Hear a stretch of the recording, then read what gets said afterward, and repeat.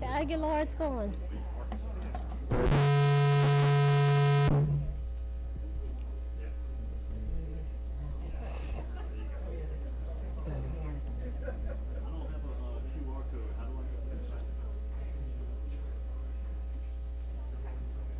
Hey, do you find a website to do that? Why do they have a dragon? A dinosaur. Now see, Dr. Aguilar just stepped away. We'll wait for him to get back before we get started. We have to have five, at least five. Gotta.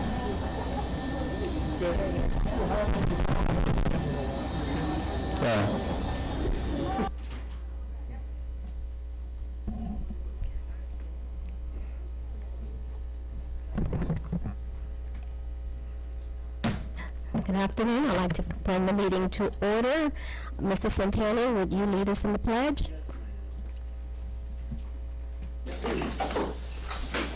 Pledge allegiance to the flag of the United States of America, to the republic for which it stands, one nation, under God, indivisible, with liberty and justice for all.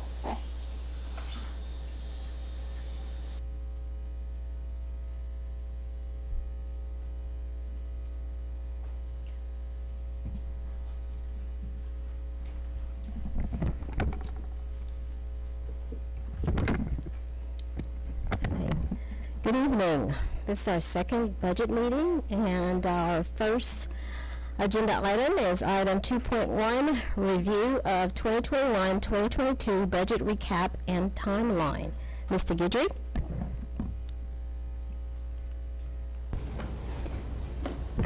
Yes. So this is our second special budget meeting where we'll be reviewing group insurance fund and our general fund. And upon completion with our review, depending on where we finish up this evening, we have a second meeting budgeted on the, scheduled for the 20th to allow us to continue if needed.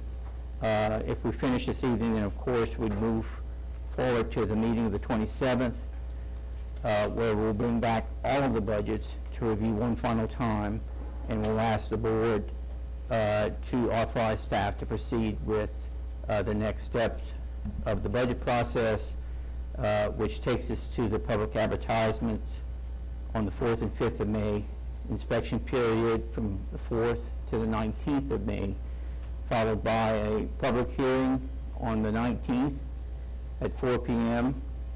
And subsequent to that public hearing, there would be a special board meeting to adopt at 4:30 on the 19th. So that is the schedule that we're following at this point in time. Any questions or comments? Okay. Any questions or comments from the public? Any questions or comment from the board? Okay, seeing none, we'll move on to item 2.2, preliminary report 2021-2022 general fund budget summary, projected revenues and expenditures. Mr. Guidry? Yes, so with regards to the format of the general fund budget summary, we begin with fund balance, followed by revenues. Revenues are broken down to into further detail by local, state, and federal. Once we move through the revenue section, we then have district-wide adjustments that we'll review, and subsequent to or following those district-wide adjustments, we have all of the cost centers within the general fund. We'll review those by each 1100 series and ask if there are any questions on it. So with that said, I'll begin with the fund balance section. This is the beginning fund balance taken from our June 30th, 2020 audited financial statements, which basically reflects a $57.9 million economic stabilization fund, and assigned fund balance of about 3.8 million, unassigned of 2.1 million, for a total of $66.4 million. That is our beginning fund balance for the 21-22 school year. With regards to local revenues, typically our revenues budget assumptions for fiscal year 22 are pretty much reflect little to no increases. In the sales tax area, we have a budget assumption. The budget assumption that sales tax revenues are based on is a 1.5% increase over the current year's actual projected. So with regards to the current year's actual projected, actual is through December of 2020. The projected for the months of January through June are the budgeted revenue figures that we had in the budget for the current fiscal year.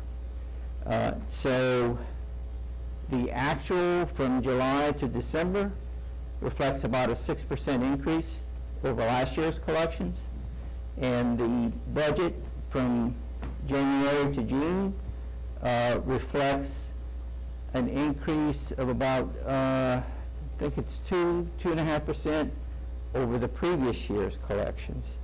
So we're looking at about a 1.5% increase overall.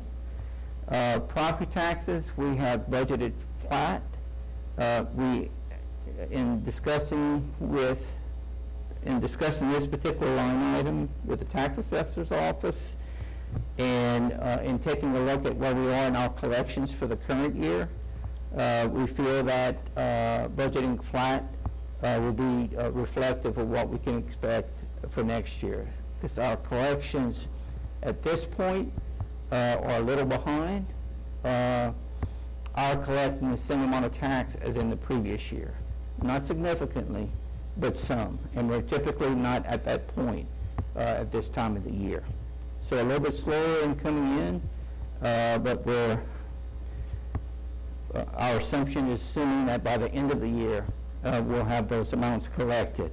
So property taxes, no increase there. With regards to interest income, we're reflecting about close to a $600,000 decrease. Our adjusted baseline is right at $1 million, $1,012,000. We're estimating interest income of $425,000, and that's just reflective of what's happening to the rates, what has happened over 21 and what we anticipate happening over 22. That pretty much takes care of the state local revenues.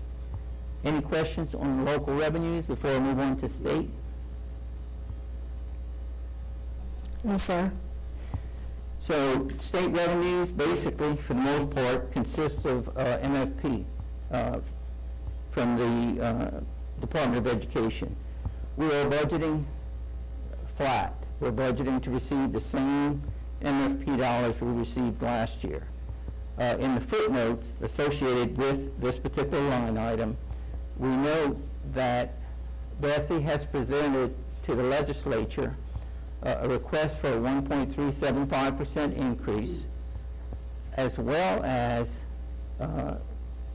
pay increases in the amount of $400 for certificated personnel and $200 for support staff. I mention that as an information item just so you know, you're familiar with what Bessie has submitted to the legislature, but neither of those two items are reflected in the budget. Should it occur, we hopefully would know something prior to the adoption of the budget, and we'll be able to take it in to the budget. If it comes after, then we'll just do it as a budget revision. Worst case scenario is we'd have 1.375%, or about $1.5 million more than is reflected in the proposed budget, which is a good thing. And we also have a pay increase funded for both our certificated and support staff. So both of those would be very positives, and we'll be more than happy to add it to the budget should the legislature approve it. With regards to the federal revenues, the biggest adjustment there is in our indirect costs. Our indirect costs represents what we receive as reimbursement for administrative costs, the cost of administering the grants. Those individuals, such as accountants, our directors of the programs, their salaries are not allowable expenses within the grant, but through the indirect costs reimbursement, we do in effect receive some offset for those expenditures. With the ESSER 1 and ESSER 2 funding from the federal government, we're anticipating, as you can see, a pretty significant increase, about 1.7 million, in our indirect cost. One of the benefits with regards to those two funding sources is, unlike all of our other federal grants, where they use a restricted indirect cost rate, which puts us in about the 7% range, 7% of the expenditures that we request for reimbursement. ESSER 1 and ESSER 2 use the unrestricted rate, which is about 17%. So almost 10% more than what we get for all of our other federal grants. So that's just an FYI.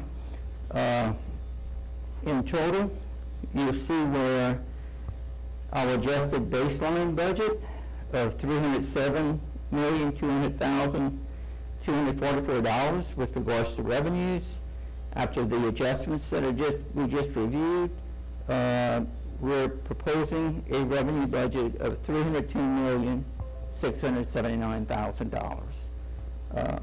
I will say that one of the challenges during this budget process is 2020 was a reassessment year.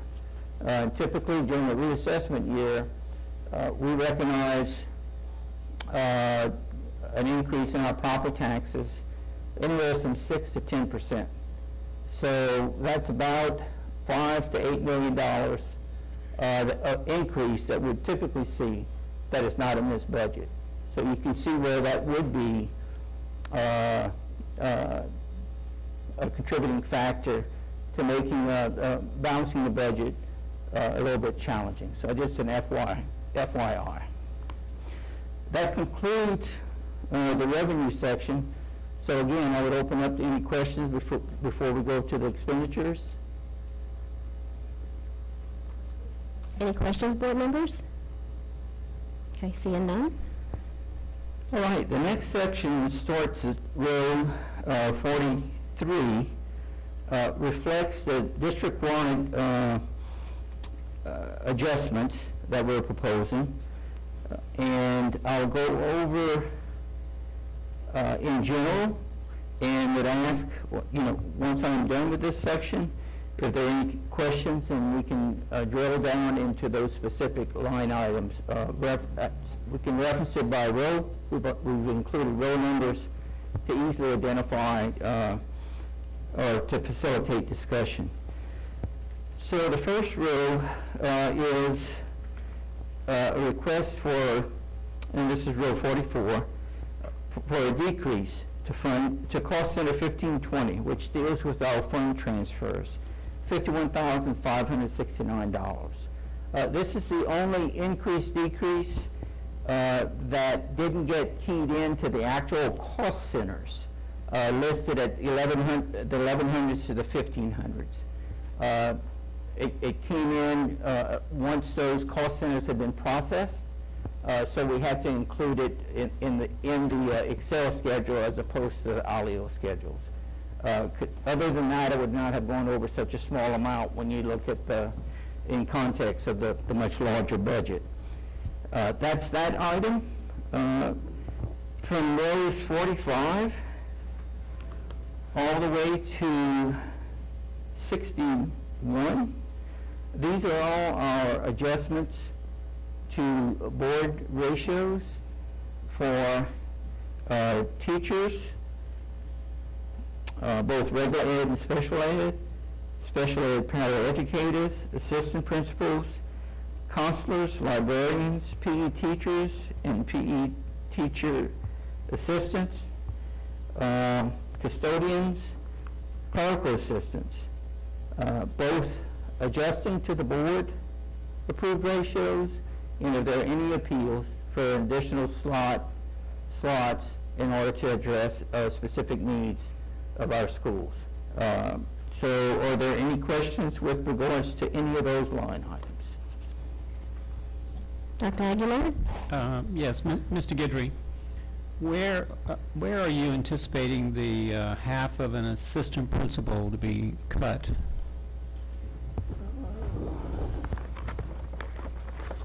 And maybe Mr. Mouton might be able to respond if... I have the detail, I just need to, Actually, Dr. Aguilar, the last year's budget was budgeted with an extra half that was not needed due to ratio at a high school, and it is still not needed due to ratio, so we'll cut the 0.5. Good. Thank you.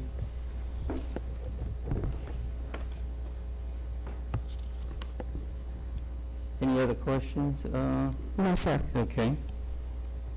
So, row 62 refers to Bulletin 1706.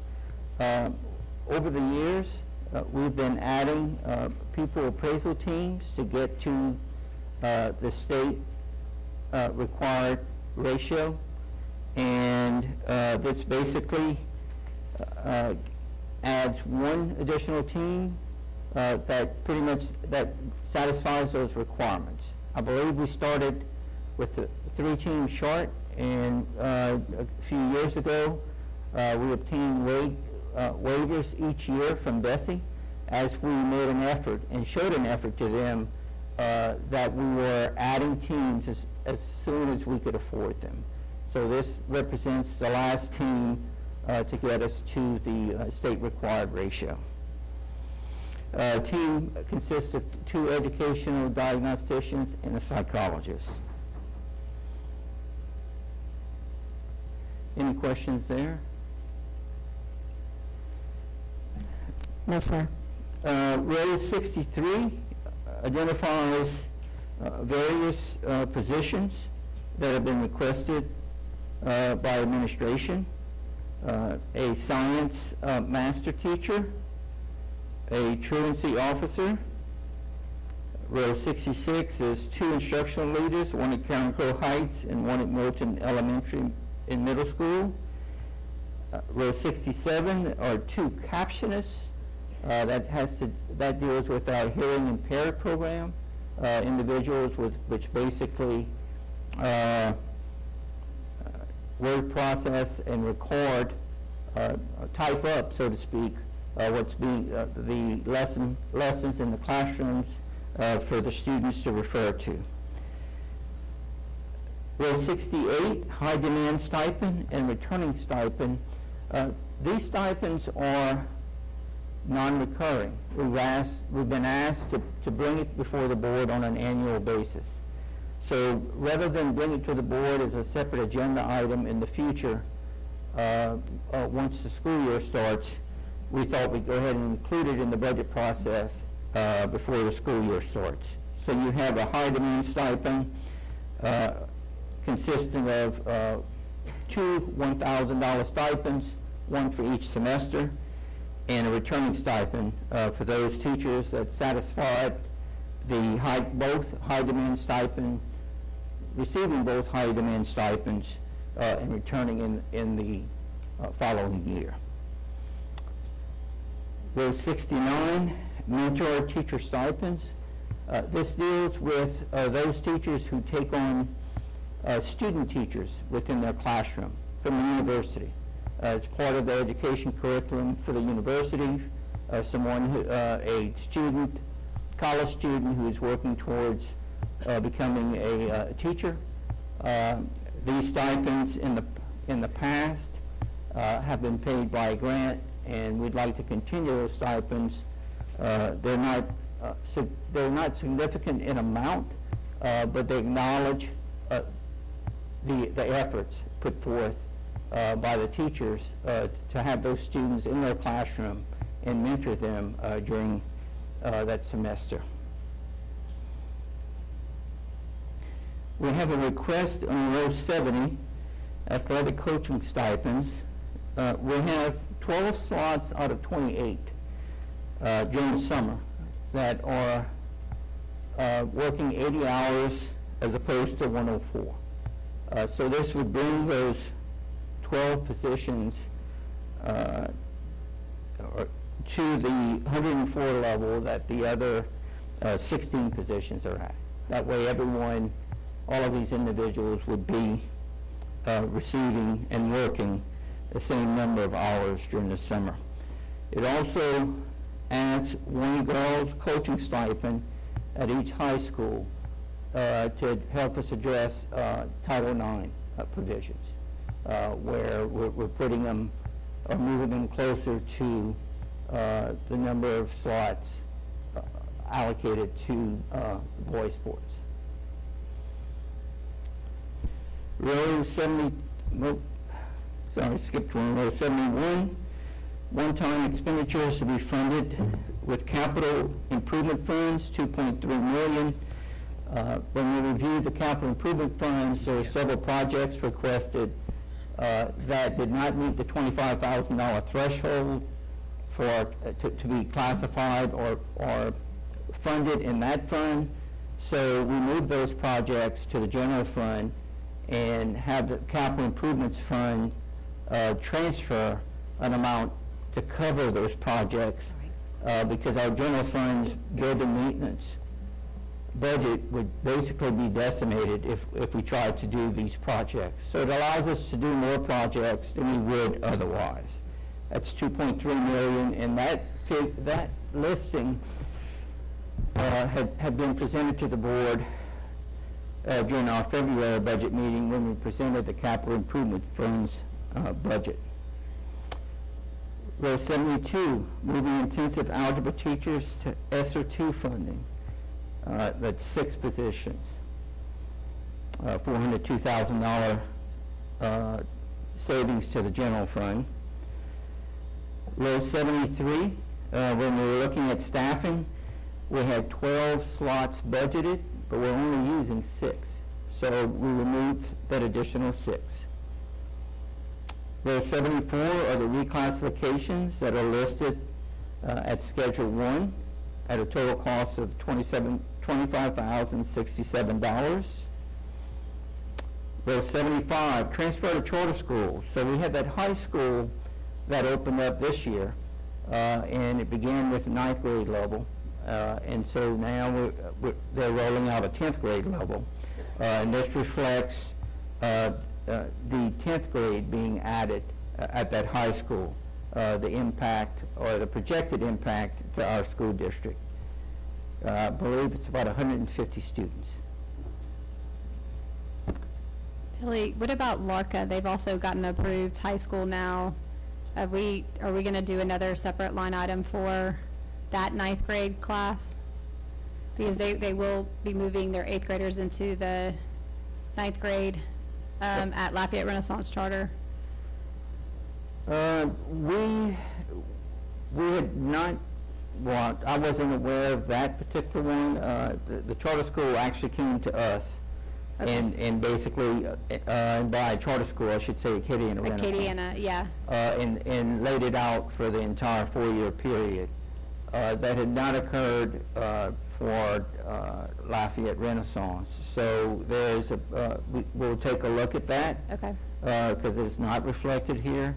And when we come back at our next meeting, we'll reflect it, and we can have any discussions at that point in time Okay. as well. Right, I just want to make you aware of that. Thank you. No, I appreciate it.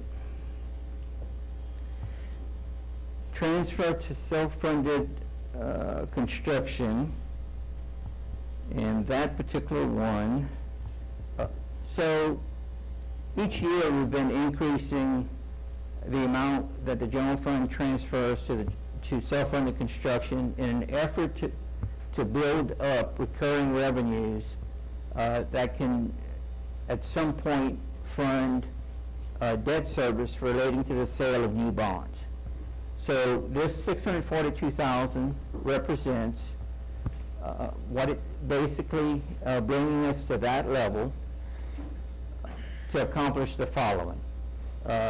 We're estimating that at the end of this fiscal year, and I think it's a conservative estimate, we'll have about $30 million in the pay-as-you-go funds for those 3 schools. Replacement of Prairie, replacement of Carrico Heights, replacement of Lafayette High.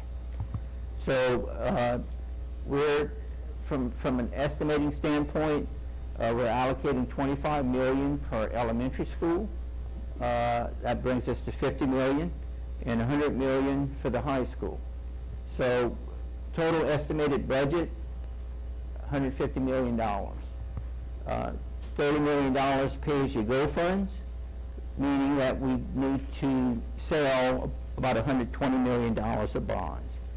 So this $642,000 represents the additional funding that's needed over and above what we've already been setting aside each year to fund that $120 million, including a drop-off in debt service that occurs in 2 years. That drop-off will be needed along with the $642 to cover that $120 million. This should be a conservative estimate for a couple of reasons. One, we will not need to sell all $120 million of bonds on day one.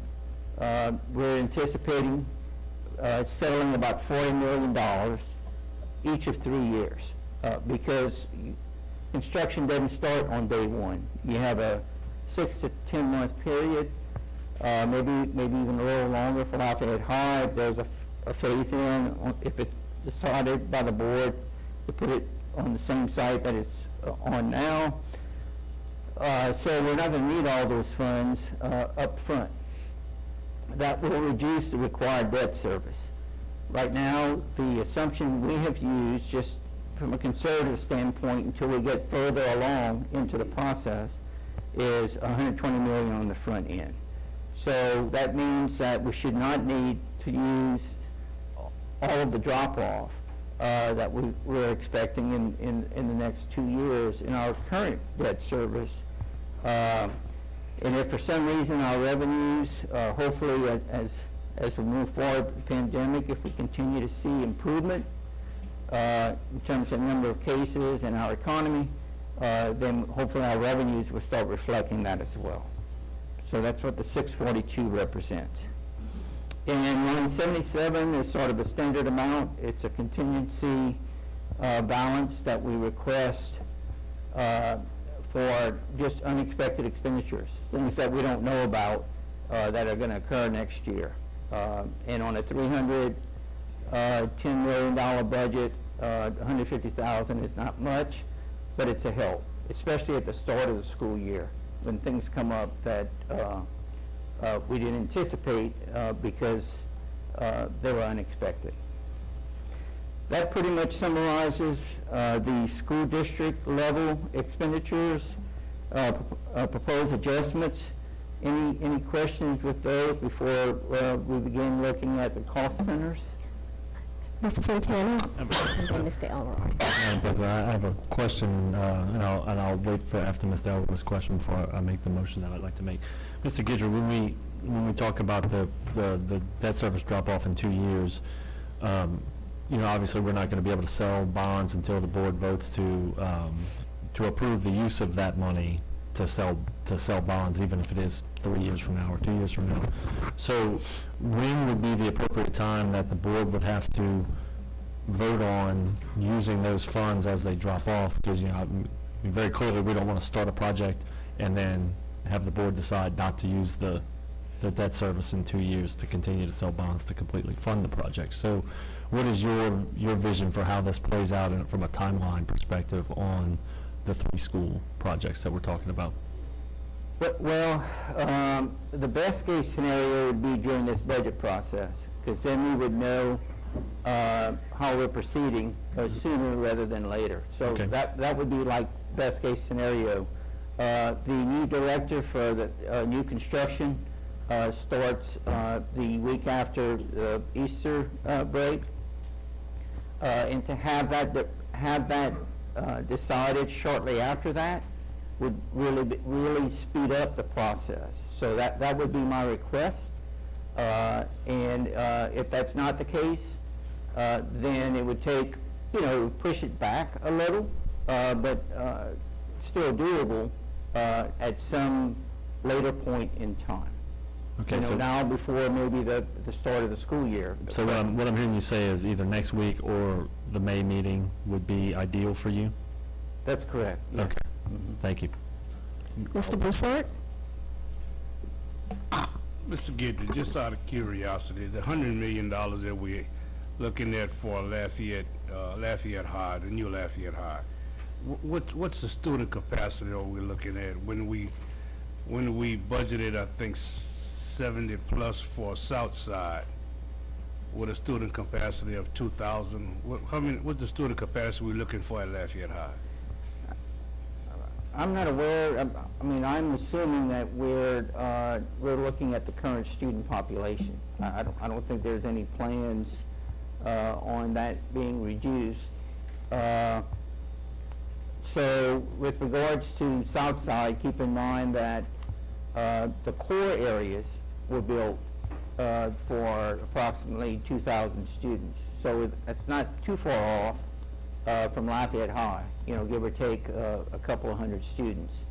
So from the core area standpoint, you're not looking much of a change there. And then the student population itself, you're probably looking at a difference of 400 to 500 students. So with that said, I'm going to ask Mr. Bordelon to come up, and if he needs to modify anything or correct anything, now would be a good time to do it, because we want to make sure we give you the correct response. Mr. Santana? Mr. Broussard, I'll think I have a good answer for you. There is no budget for Lafayette High. This has just been a number that we have used as an incredibly rough estimate of what the school might cost to replace with a complex project that it's going to be.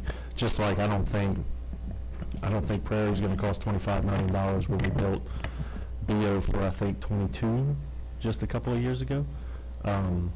So these are really just placeholders to give us a savings goal, to give us something to work towards, to when we knew we would be reasonably close to the finish line, that we can really start the process to putting more concrete budget numbers together to figure out how to do this financially. Like we're not, like to Mr. Guidry's point, we're not going to know how much Lafayette High is going to cost until we decide how many students we want to support at the school. Because the cost is drastically different for 2,000 versus 2,500. So we're putting the numbers in just to be safe. Yeah. All right, that's fine. I have a question, Mr. Guidry. What is the average amount for a mentor teacher stipend?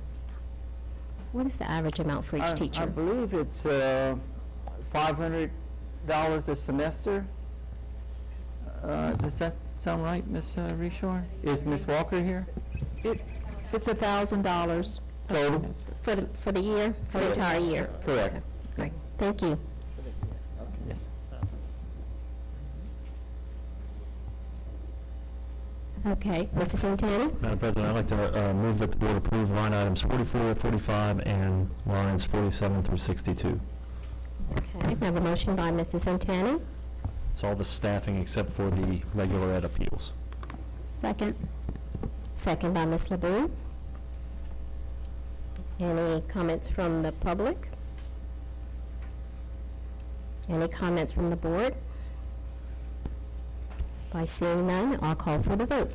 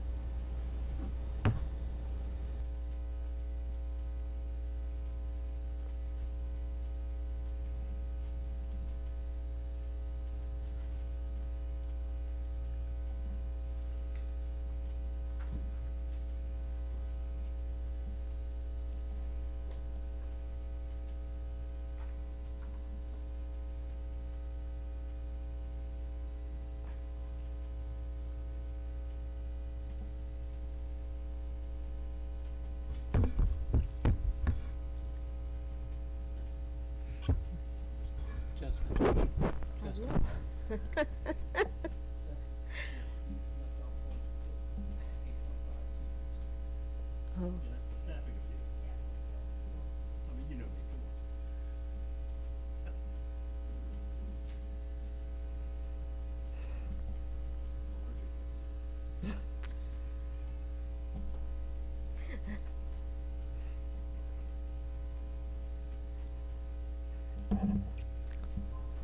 Did everybody get their vote up, or?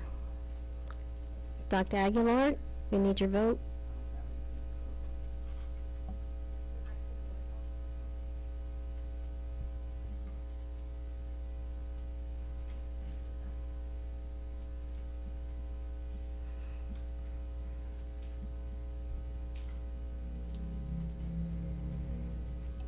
Six for, none against. Motion carries. That brings us to item 2.3, General Fund Cost Centers Proposed Budgets for the 1100 Series. Mr. Guidry?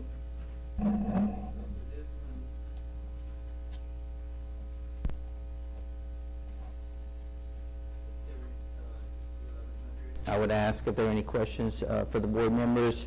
The format of the schedule, begins with the roll forwarded budget, which is the budget that existed in the current year when we started the budget process.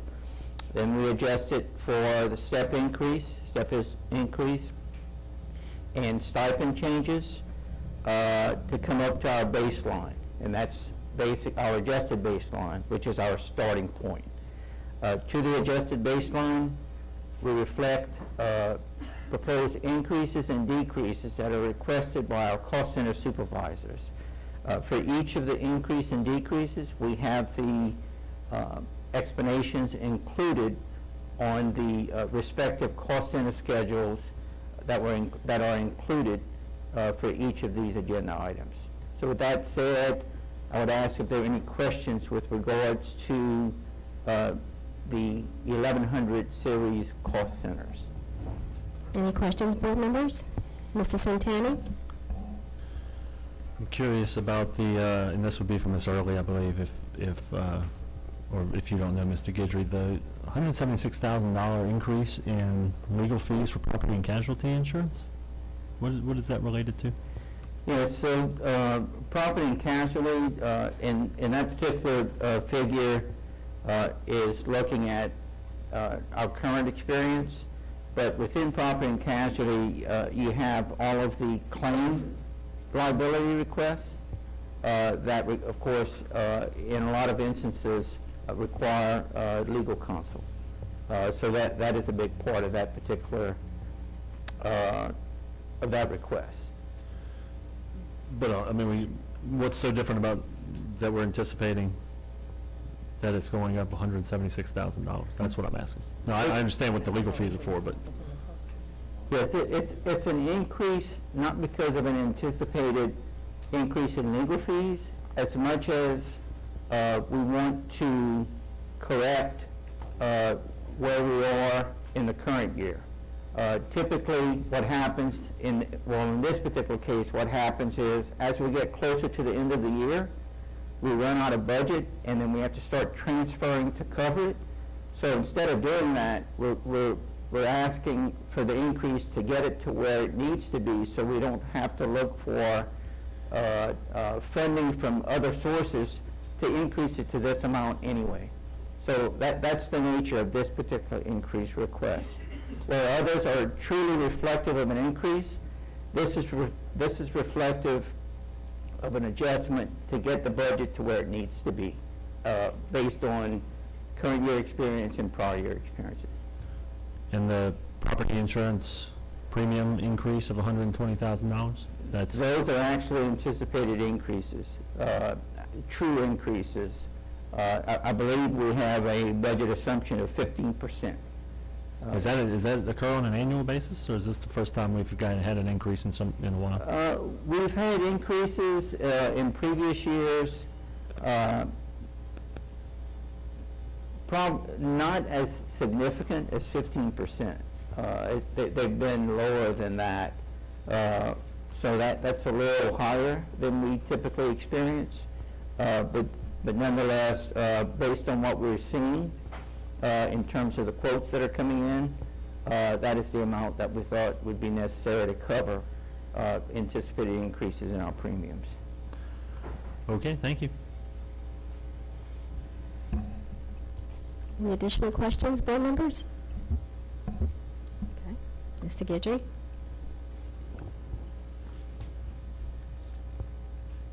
We can then move to the 1,200 cost centers. Okay, item 2.4, general fund cost centers, proposed budgets for the 1200 series. Mr. Guidry? I would ask if there are any questions with regards to the proposed increases and decreases in the 1,200 series of cost centers.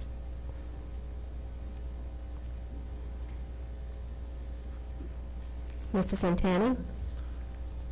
I would like to offer my congratulations and ask how we're doing it to have a decrease of $750,000 on our utilities. Well, Nice so- work. I'd like to implement some of these changes at my house.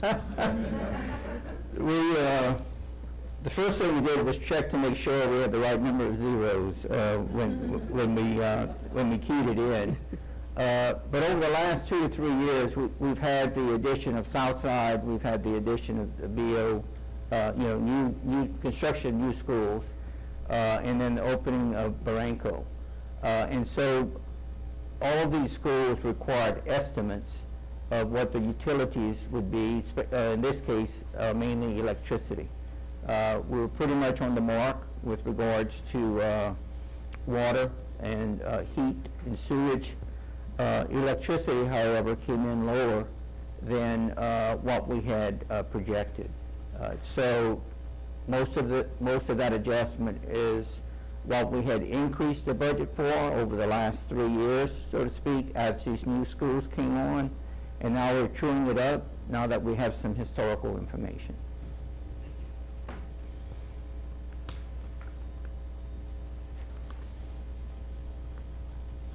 Ms. LeBoux? Maybe I overlooked it, but tree removal, is that separated out or is that built into something like, I see like Hurricane Laura has an expense and things like that, but is there? Yes, we have, that's 1224, is that done? Yeah. I thought I had seen it, but I can't locate it now. I know that's a big request and a big expense. I just didn't know if that's separated out or we incorporated into another item. Okay. We do have a separate line item for grounds maintenance, and I'm flipping to it so I can give you a reference.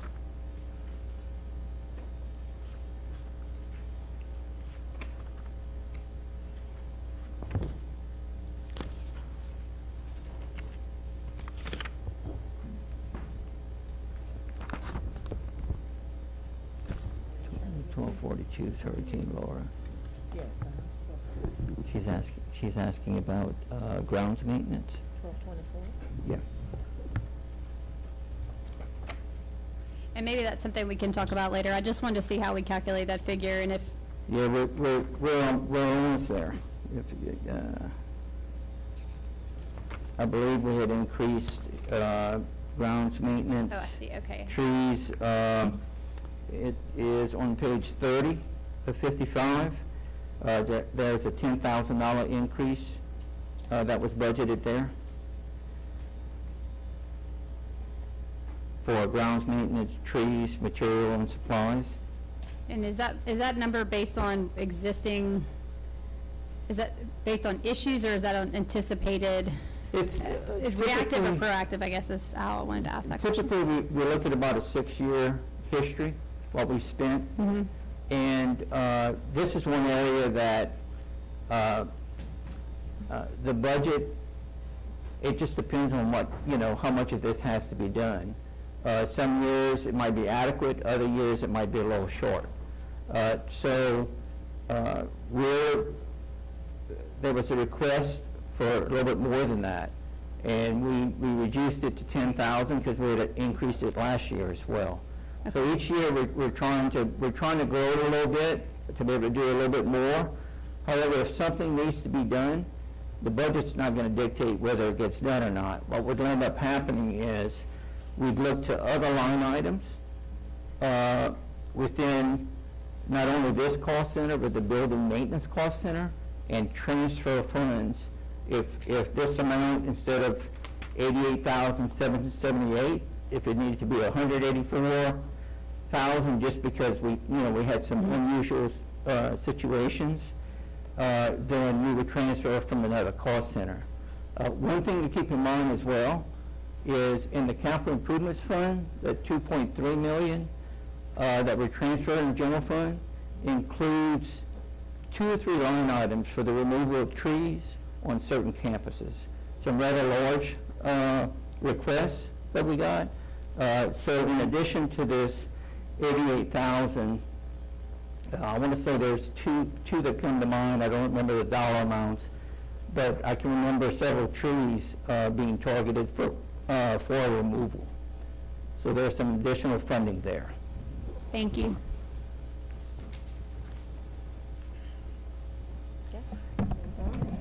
Okay, next item, 2.5, general fund cost centers proposed budgets for the 1300 series. Mr. Guidry? Yes, any questions with regards to the 1300 cost center series?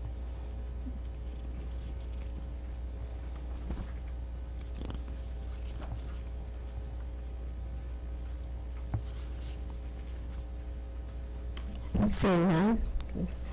So we'll move on to 2.6, general fund cost centers proposed budgets for the 1400 series. Any questions, board members?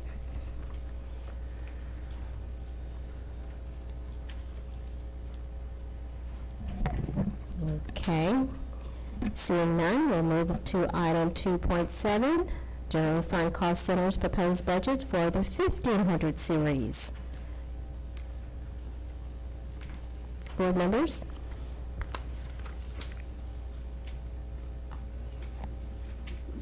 That's right. Okay, item 2.8, proposed group insurance fund budget. Mr. Guidry? Okay, so that we've concluded the review of the general fund budget. So with the motions that we received, we will come back to the next meeting, having given consideration to the rollout of grade level at Lafayette Charter. We'll come back with that, of course, and pretty much the other items as presented. With regards to group health, do you have a hard copy of that?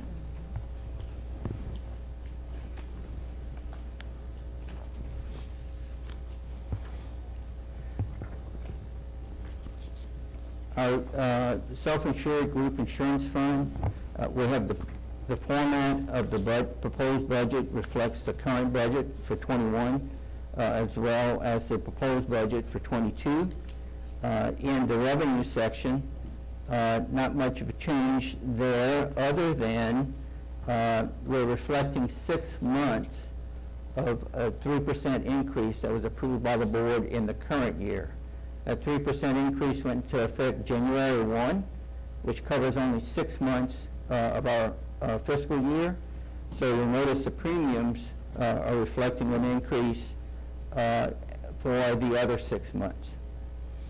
With regards to, again, in the revenue section, refunds and recoveries, you'll notice a significant increase there. And that increase reflects the EGWIP program, mainly, that was implemented, again, in January of 2021. We will recognize a full year's worth. And that's basically, the EGWIP program covers our retirees. Before, we had a Part D subsidy program where our prescription drug claims were subsidized based on reporting that we were doing with the Medicaid program. We would receive rebates. The Egg Whip is just a different program other than the Medicaid program that generates greater rebates. So that particular program sets up the retirees under a separate drug formulary, which is almost a mirror image of the active employees, not 100%, but very, very close, with a provision that when there are differences, they can always appeal for coverage there. So that is the retiree drug subsidy that's being referred to in footnote 3. With regards to medical claims and prescription drug claims, we always make an estimate on anticipated increases just due to the annual increases that occur in both of these areas with regards to both of these line items. We have reflected in footnote 4 a reduction of one staff person. I say reduction, it was actually a transfer from the group health fund to the general fund. So it's a reduction in a slot, not in a job. So the general fund will have absorbed that one position. You'll notice that with the proposed budgeted changes in revenues as well as expenditures, we're looking at a projected surplus for 22 of $91,619. That added to the budgeted beginning fund balance of $3.6 million puts us at about $3.8 million fund balance for the 22 year. So that particular fund balance would be a lot more comfortable. Would be in the $8 to $10 to $11 million range.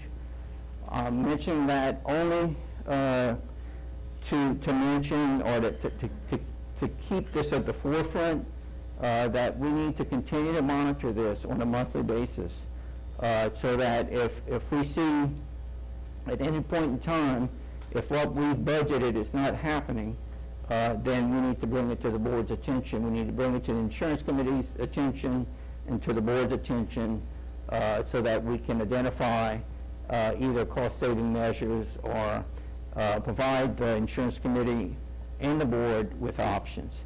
So it's tight, and we'll continue to monitor just as we're doing now. We look at it monthly. We look at it weekly, actually. We're recording all of the claims as they come in, and we're projecting out for the month. And so we're in constant communications with Hub International. We'll continue to do that in the upcoming school year. Any questions with regards to the proposed group health fund budget for 22? Mr. Santana?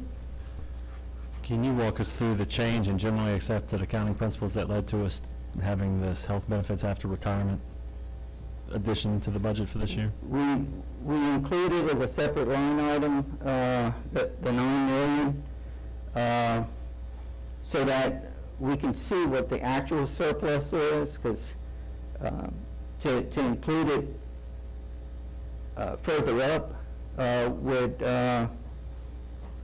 would be a little misleading in terms of what the actual impact. We wanted the board to be able to see, and the insurance members to be able to see what our actual operations look like, and then we add the gap required adjustment after.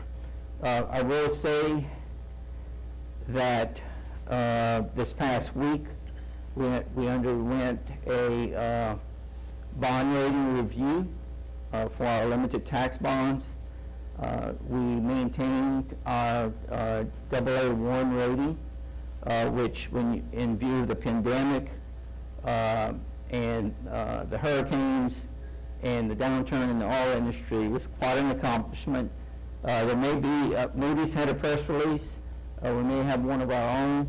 That's a pretty significant feather in the board's cap because they refer to one of the main reasons for that rating to remain at a AA1 is management. So we'll have a press release that goes out. One of the other comments they make is the fact that we're contributing to our OPEB liability. We've set up an OPEB trust, and one of the reasons for the review is the methodology that Moody's is now using for K-12 rating of bonds heavily weights the OPEB liability. Actually, it's double just about any other rating item, line item that they rate. So we were the first review in Louisiana, school districts. So I would anticipate that as the other school districts become painfully aware of the fact that the new methodology incorporates that OPEB liability into the assessment, I can see some bond ratings going down. Nonetheless, staying focused on our own, as we move forward, and we're anticipating, we talked earlier about 3 bond sales that may be occurring in the next 2 to 3 years. This sets a very good stage for some good interest rates, or at least not paying higher interest rates because our bond rating, due to our bond rating going down a notch or 2. So kudos to the board, Ms. Tosclair and her staff in terms of maintaining this rating. For what it's worth, my opinion, I think it's a big deal when you look at the climate and the environment that we've had to operate under in the past year. And when you look at the change in the methodology, incorporating the OPEB liability, one of the things that offset the tremendous impact that had on the rating was management, what were the reserves that have been set up, the economic stabilization reserve in the fund balance, the reserves for air conditioning, roofing projects. There's one IT replacements, Chromebooks, things of that nature. Those are just some of the things, and then the economy in terms of the subdivisions that are targeted, for construction. So just a little FYI, throw that in there, and for y'all to keep the eyes open for that press release, either from Moody's or our own. And Mr. Guidry, congratulations to you and your staff as Thank well. you. Great job. Yes, sir. Thank you all.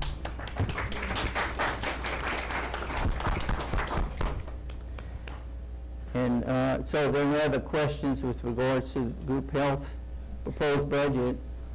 Yes, Mrs. Santana? I do have a couple more, Mr. Guidry. Okay. So we had a 3% increase in premiums this year. It does not appear that the budget has a significant increase in premiums commensurate with a 3% increase. So it goes up by $700,000. Yes, so half of the 3% increase was included in the current year's budget, and so we're only reflecting half a year's increase. Since we're building on our starting point. Oh, okay, I see what you're saying. Yeah. It took me a second to. I'm sorry. It took me a second to realize that the health year overlaps the fiscal year. Yes. Okay, good. And then I do have another question about the internal service fund. So it's my understanding that internal service funds are used to track transfers, budget transfers, primarily is what their intended use is.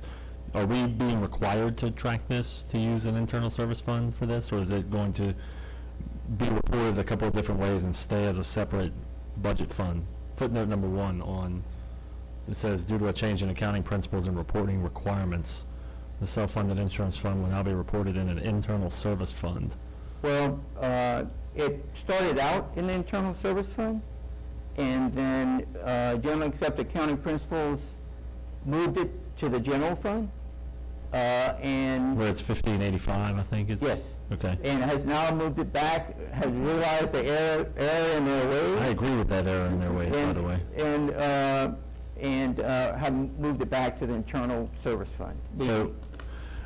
So it's, as far as we always hear about it being Fund 85, it'll still remain Fund 85? Correct, Okay, it Yes. just won't be in the general fund anymore. Okay, yes. got it. That is correct. Okay, well, that's what I want. That's what I want, so good, that's good news. It's never audited separately. This way it's audited separately, presented in the financials separately. It's always difficult to pull out. And then the last question I have is, we approved the moving of those employees from the insurance fund to the general fund last month.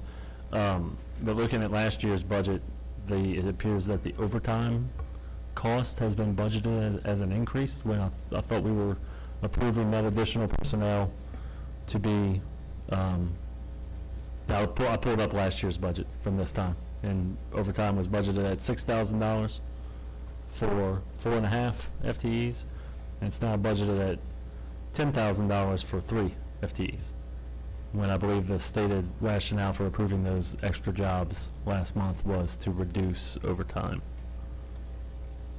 Or at least one of the reasons.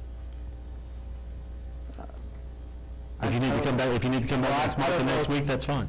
That's I fine. don't know if Ms. LeBeouf is here or Ms. Gordon is here to comment on that.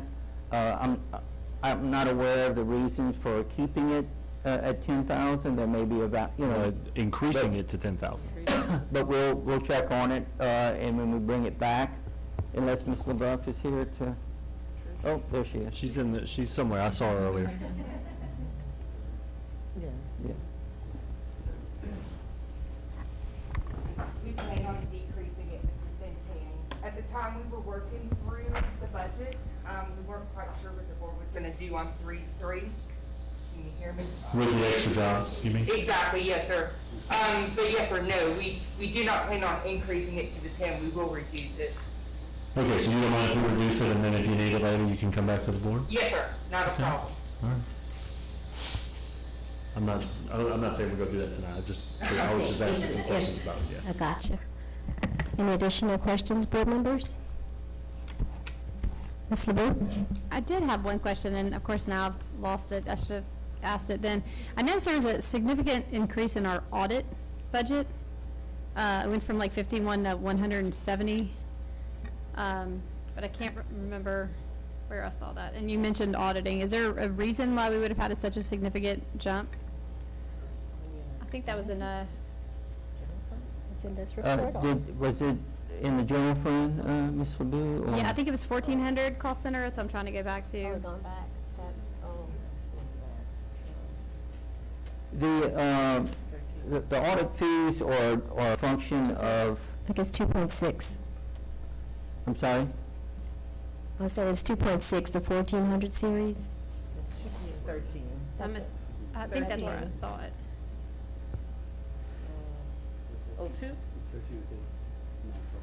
So, some of the supplemental audit procedures that are required by the legislative auditors were suspended for COVID and are being reinstated now. So we anticipate that our audit fees are going to increase because the supplemental audit procedures that are required that had been suspended are back. Okay. So. And there's not an increase. I'm not sure which cost center you were referring to. Within But maybe the cost center that there pays should both be. of it. Okay. I'll find it and ask my question in email. I apologize. Okay. But that is one change that's occurring. We got a waiver just because of, and that waiver has expired for the. Okay, that makes sense. Thank you very much. Any additional questions, board members? Any additional comments, Mr. Guidry? Well, at this point, I would ask if the board would like for us to come back at the next scheduled meeting on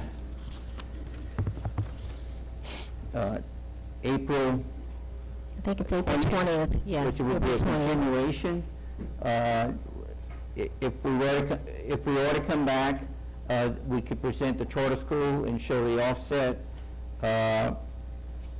So I would just need, or we can do that for the April 27th meeting, since it's minor adjustments. So I would look for some direction on that. All right, anyone has a We're not, preference? we're open to doing either. Okay, April 20th? I'm happy to let you decide. No? I can also make a motion we can vote on. I would suggest that, you know, just hearing the questions tonight, I don't know that we're gonna have too many, changes that need to be made. I would suggest that we could probably just handle everything on April 27th. And general fund and insurance fund included. Sure. So combine the two meetings, on either the 20th or the 27th. I don't think we need two more meetings for this, but, you know, that's just my opinion. Yes. All board members in agreement? Okay. Why don't we, Mr. Guidry, which would you prefer if we only had one meeting? Well, the 27th, we're scheduled to bring them all back. So that would facilitate exactly what Mrs. Santana just said. So that would be, I think, Okay. that would work best. Okay, for us. April 27th. Thank you, Ms. Guidry. Thank you, Mrs. Santani. If there's no further business, we'll go ahead and adjourn the meeting. Thank you. Welcome. You're welcome.